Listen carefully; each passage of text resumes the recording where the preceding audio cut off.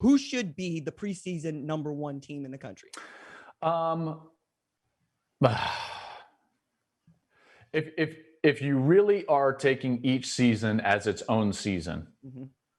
and you're trying to throw out everything that happens before, Mm-hmm. then Oklahoma should be the number one team in the country, based on what they bring back.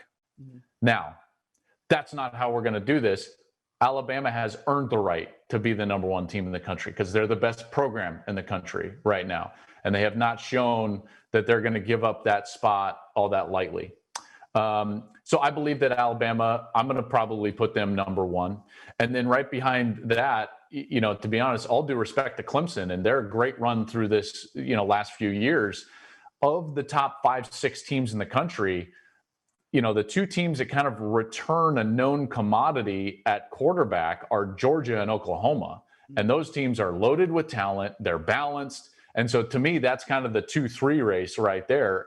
And I think that Spencer is more proven even than our guy at Georgia, Daniels, who transferred from USC. As good as Daniels is, and Spencer's, I just think, a better player. And he learned such a valuable lesson in Red River last year.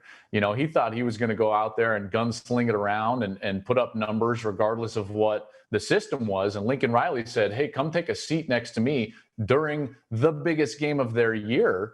And that was humbling to him. I'm fully expecting, as I'm calling that game, him to come out the next series or the next series. And he sat him for like a multiple series in that game. That was such a huge wake-up call. He played so much better after that benching than he did prior. And it wasn't just experience, it was mentality, okay? He allowed the system to be great and played great within it versus trying to be great regardless of what was called and what was going on in the system. Because of that lesson, the improvement on defense, what they have coming back, OU has a better chance this season to win the national championship than they have since 2008. Oh, wow. Okay. All right. I was going to say 2017 because I always thought that they should have never lost to Georgia. And they were the matchup for Alabama in that year. But remember, they're trying to do that. That they had the matchup and everything. They were trying to do that with what would have been almost a historically bad defense to win the national championship. Very true. Right. And not that.